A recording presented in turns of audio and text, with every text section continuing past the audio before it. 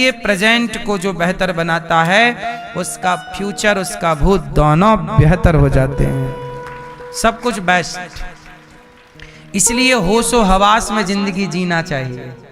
कोई भी गलत डिसीजन, कोई भी गलत निर्णय नहीं लेना चाहिए। बिना विचारे जो करें सो पाछे पछताएं।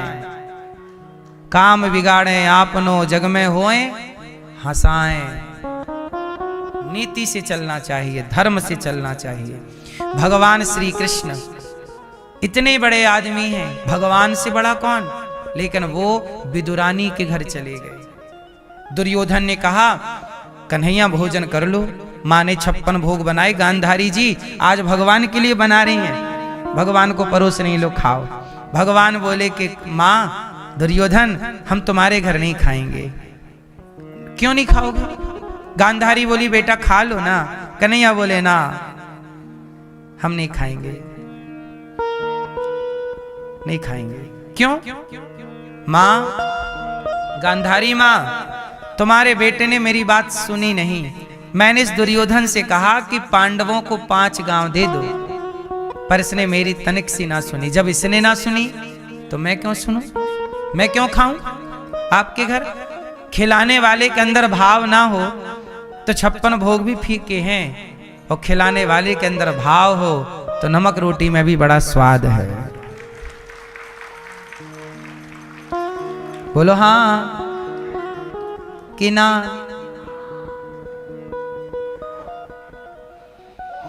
भाव बहुत बड़ी चीज होती है। भाव का भूखा हूं मैं, भाव ही एक सार है, और भाव से भजले मुझे तो भव से बेड़ा पार है। इसलिए आपसे कहता हूं जिंदगी में अमीरी गरीबी का ख्याल नहीं रखना चाहिए, व्यक्ति के भाव का सम्मान करना चाहिए। अमीरी गरीबी सदा ना रहेगी, मैं अमीर सदा ना रहूंगा और मैं गरीब सदा ना रहूंगा। मैं अपनी बात बता चुका हूं आपको कई बार। मैं बचपन में गांव में भीख मांगा करता था, ये मेरा बचपन है। आज मैं आपकी सेवा, वृद्ध माओं की सेवा भीख मांग के कर रहा हूं, ये आज मेरा वर्तमान है। कल क्या होगा ये भगवान तय करेंगे। लेकिन मैं दोनों परिस्थितियों में प्रसन्न हूं। मैं जब भीख मांगता था गांव में सबके घर, 3 थैली मेरी बनवाई थी मेरी माँ ने, दाल की अलग, चावल की अलग, क्योंकि लोगों के घर जाते तो लोग सीधा दिया करते थे। सीधा समझते हो? सूपा होता है, सुपड़ा, सुपड़े में लोग सजा के देते हैं, चावल, आटा, दाल। किसी कोई आलू भी देता था, कोई नमक का ढेला भी देता था, तो वो सब हम रख के घर ले जाते थे, माँ को देते थे। भिक्षा मांगते थे, भिक्षाम देही, तो भीख मांगते थे।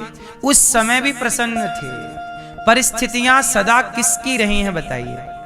अच्छा ये बताओ, 2010 और 2025, 2010 और 2025 में आपकी आर्थिक स्थिति 10 से आज बेहतर है कि कमजोर है? आपसे सवाल है। 2010 में आप लोगों की आर्थिक स्थिति जितनी अच्छी थी उससे अच्छी आज है कि पहले अच्छी थी? जोर से। आज है? आज अच्छी है। इसका मतलब ये हुआ कि आप दिनों दिन तरक्की कर रहे हैं। हाँ या ना? आपकी दिनों दिन स्थिति बेहतर हो रही है, और प्रयास कीजिए और अच्छे कार्य करिए, आपकी स्थिति परिस्थिति और बेहतर होगी। तो परिस्थितियों का क्या है? परिस्थितियां तो आपकी भी कभी बुरी थी, कभी अच्छी हैं। समय तो सबके साथ उतार चढ़ाव लेता है, घटता बढ़ता है, इसलिए समय तो बदलता रहता है। इसलिए समय हमारा अच्छा हो या बुरा हो, आपका समय आज अच्छा हो या बुरा हो, हमें आपके समय को नहीं देखना चाहिए। समय तो बनता बिगड़ता रहता है, हमें आपके भाव देखने चाहिए कि आपके भाव क्या हैं। आप भी भाव की कदर किया करो। पति कुछ लेकर आए तो पति साड़ी किस प्रकार कितने रुपए की लाया है, वो रुपए पे मत जाइए, वो भाव देखिए। बोलो हाँ। छोटा सा बच्चा जब माँ को रोटी बनाते देखता है तो वो भी बोलता है लाओ हम बनाएंगे। वो भी आटा उठाता है, ऐसे ऐसे करता है, बेलन चलाता है और अपने लिए तवे में सेकता है। बोलिए रोटी है? बोलो हाँ। अब उसकी रोटी ना तो गोल है, ना तो खाने योग्य, ना सिकी है, ना फूली है, पर उसका भाव है कि मैं बनाऊं। तो वहां उसके भाव की प्रधानता है, उस क्रिया की प्रधानता नहीं है। जो क्रिया, जो कार्य वो कर रहा है या कर रही है। बोलो हाँ। इसलिए व्यक्ति की क्रियाएं ना देखिए, उस क्रिया के पीछे का भाव समझिए। आज रिश्ते क्यों खराब हो रहे हैं? रिश्तों में क्रियाएं देखी जा रही हैं कि उसने मेरे साथ क्या व्यवहार किया, उसके पीछे का भाव नहीं देखा जा रहा। पहले के जमाने में, मैं अपनी बात करूं, जब मैं स्कूल जाता था तो मेरे सर जी एप्लीकेशन लिखवाते थे। हिंदी वाले, इंग्लिश वाले टीचर अलग, हिंदी वाले, गणित वाले, सब सर आते, अपना अपना होमवर्क देते, घर से लाना करके जाओ, चेक कराओ। यदि गलती पाई गई तो हमारे एक सर थे, वो बड़ा डंडा लाते और 8 डंडा फिक्स थे उनके। एक गलती में 8, 4 इस हाथ में, और डंडा ऐसे मारते कि डंडा टूट जाता था। आजकल स्कूलों में नियम क्या हो गया है कि टीचर मार नहीं सकता। अच्छा ये बताओ, ये नियम सही है कि गलत है? मार नहीं सकता सही है कि गलत है? हैं? मार नहीं सकता, ये नियम सही है कि गलत है? हैं? सही है? अच्छा ये बताओ, पहले टीचर क्यों मारते थे? हैं? मार खाना जरूरी है कि नहीं? हैं? बोलो। मार खाना जरूरी है या नहीं? जोर से। आज के बच्चे कह रहे हैं नहीं है जरूरी। इसका नुकसान देखिए। अब मैं आपको नुकसान पे आ रहा हूं। टीचरों ने मारना बंद कर दिया आज। इसका नुकसान क्या हुआ? पहले हमारे टीचर लोग मारते थे और हमारी गलती करने पर हमारे पिताजी भी हमें मारते थे, गलती करने पर हमारी माँ भी हमें मारती थी। बोलो हाँ। जब सब लोग हमें मारते थे तो जानते हो, स्कूल में हम केवल काखा गाघा पढ़ने नहीं जाते, स्कूल में हम ये भी पढ़ते हैं कि जब कोई हमें मारे तो किस तरह का व्यवहार उस समय करना चाहिए, सहनशील कैसे बनेंगे हम जब तक कोई पीटेगा नहीं, मारेगा नहीं। तो हमारे भीतर की वो सहनशीलता की भी तो पढ़ाई हो रही ना लगे हाथ। हम डंडे खा रहे हैं और चुप हैं, ये हमारी सहनशीलता है। उस समय स्कूल में केवल काखा गाघा नहीं, बच्चे को मार मार करके उसे सहनशील भी, ये भी एक शिक्षा का पार्ट है। अब मारना बंद हो गया तो क्या होता है? आप तनिक बच्चे को एक बार डांट दो, एक थप्पड़ मार दो, फिर देखो बच्चा कैसे हाहाकार मचाता है, क्योंकि अब वो क्षमताएं खत्म हो गई। आजकल बच्चे 10वीं फेल हो गए, 12वीं फेल हो गए तो सीधा फांसी लगाते हैं। आज लड़की तुम्हारी तनिक कष्ट पाती है ना तो आत्महत्या करने की सोचती है। आज तुम्हारा लड़का तनिक कष्ट पाले, विषम परिस्थिति आ जाए तो मरना चाहता है। क्यों? क्योंकि बर्दाश्त करना सीखा ही नहीं। बोलो हाँ। हम लोगों ने बर्दाश्त करना सीखा है।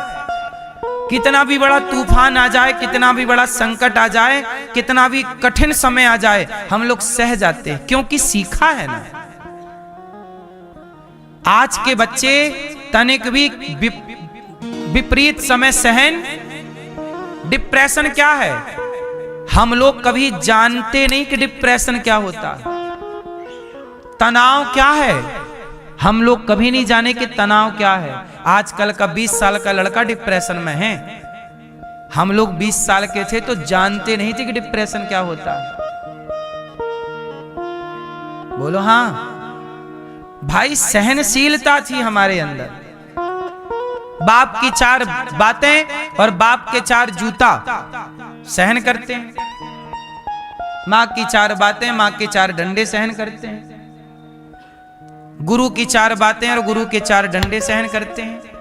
आजकल ना तो बातें सहन है ना तो लातें सहन है, तो क्या हो गए, खोखले हो गए। और वही खोखलापन तुम्हारे को डिप्रेशन के रूप में दिख रहा है, तनाव के रूप में दिख रहा है। जो ज्यादा सुविधा, एक माँ, एक छोटी सी बात बताऊं आपको।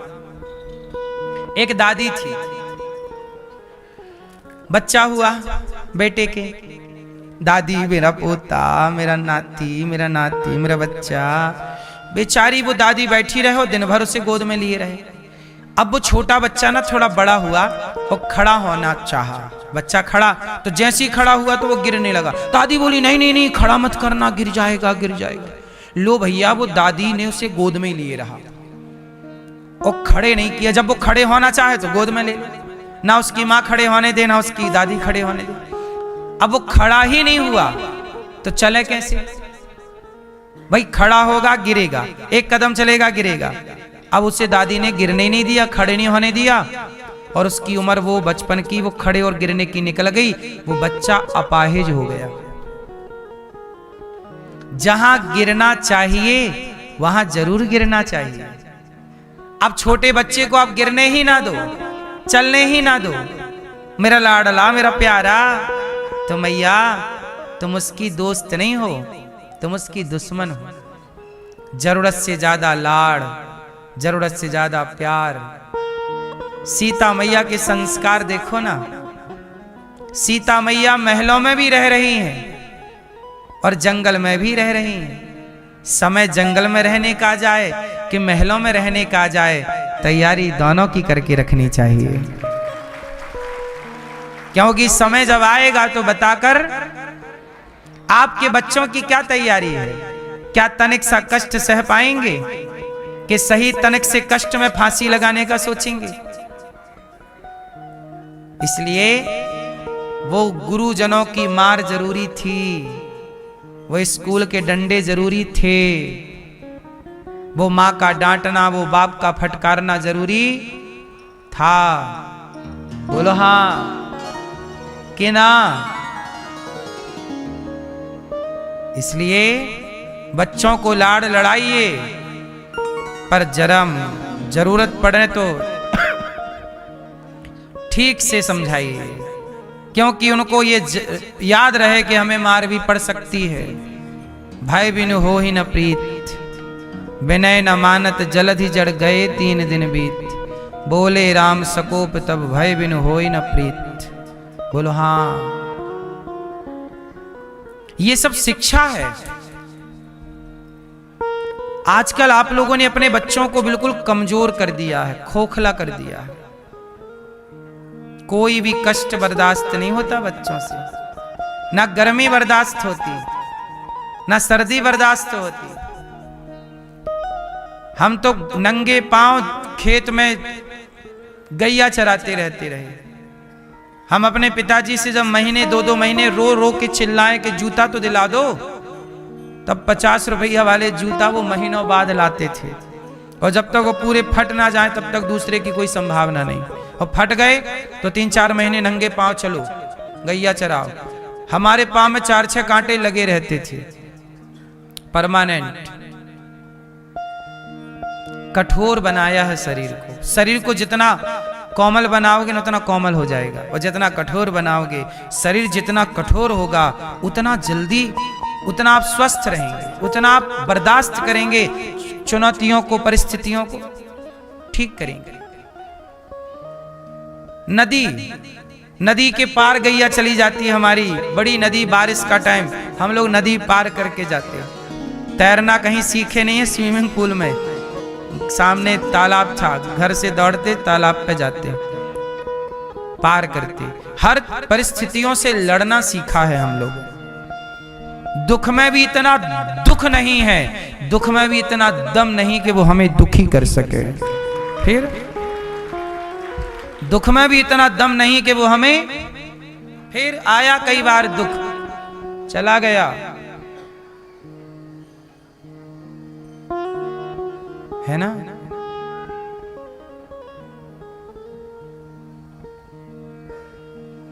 मेरी माँ तूफान चलने से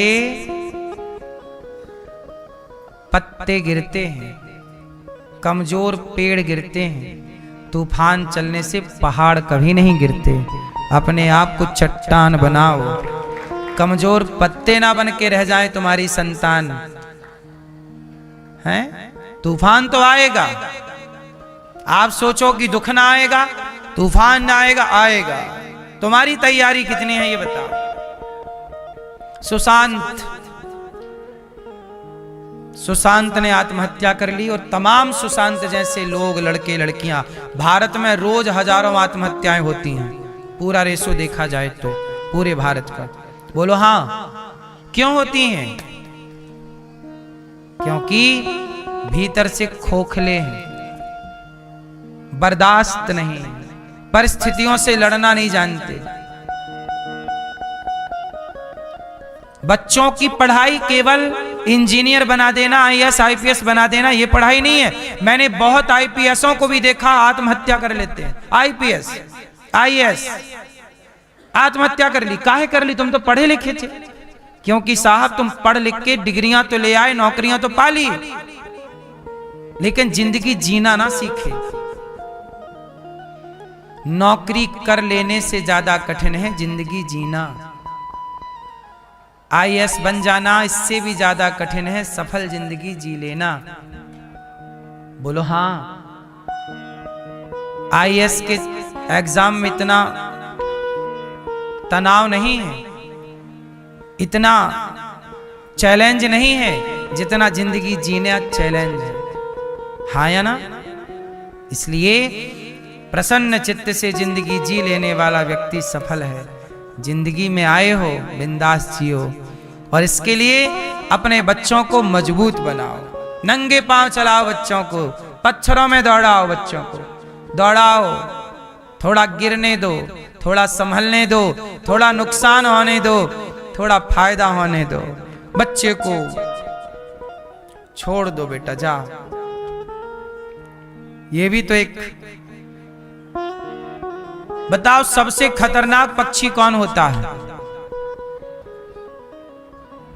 बोलो, सबसे खतरनाक कौन है? बाज। सबसे खतरनाक कौन? बाज। याद रखिएगा, सबसे खतरनाक पक्षी बाज क्यों बनता है? क्योंकि जो बाज की मां है, मादा, वो अपने बच्चे को तरीके से रख रखाव करती है। कैसे बनाती है? सारी चिड़िया घोंसला बनाती हैं गद्देदार, गुलगुला, तिनके का, लेकिन बाज की मादा घोंसला बनाती है कांटों का। कांटों का घोंसला बनाएगी, ऊपर से हल्की सी घास रखेगी, अंडा रख देगी। अंडा जब पक जाएंगे, बच्चा निकलेगा तो घास मुंह से हटा देगी, कांटे कांटे रह जाएंगे। लोग बोले क्यों री माँ, कैसी माँ है निर्दयी, बच्चों को घास में क्यों नहीं रखती? सारे बच्चे तो घास में पलते हैं, घास वाला घोंसला तू कांटों में पाल रही है। बाज बोली, बहन भैया मेरे बच्चे बड़ा शिकार करेंगे, मजबूत बनेंगे, सबसे ऊपर उड़ने वाला बाज होता है। सबसे लंबी नजर बाज की होती है, गीधई दृष्टि अपार। मजबूत बनेंगे। यदि मैंने इनको घास में रखा, गद्देदार बिछौनों में रखा, तो कमजोर हो जाएंगे, बचपन से कांटे चुभेंगे, तो इनके शरीर मजबूत बनेगा और ये शिकार बनेंगे नहीं, शिकार करेंगे। कमजोर रहेंगे तो इनका ही कोई शिकार कर जाएगा, मजबूत रहेंगे तो ये शिकार करने वाले होंगे, किसी का खुद शिकार बनेंगे नहीं। याद रखिएगा, जिस बच्चे की जितनी बढ़िया परवरिश होगी वो बच्चा उतना अच्छा होगा। पूरा खेल परवरिश का है। और आज की गलती बच्चों की नहीं है तनिक भी, माँ बाप की है कि आप लोगों ने माहौल ही खराब कर लिया अपने घर का, अपने क्षेत्र का। आज के घर कहां है? आपके घर में दिन भर चुगली चल रही है, निंदा चल रही है, शराब चल रही है, सिगरेट चल रही है, उल्टे सीधे बातें चल रही हैं, ये सब सुन सुन के बच्चा क्या सीखेगा, क्या महान कार्य करेगा। तुम्हारा बच्चा तो बस पेट भर के खाएगा, नींद भर के सोएगा, शादी वादी करके जिंदगी भर भोग विलास करेगा, ये 3 काम करेगा। इससे ज्यादा क्या उम्मीद करोगे अपने बच्चों से।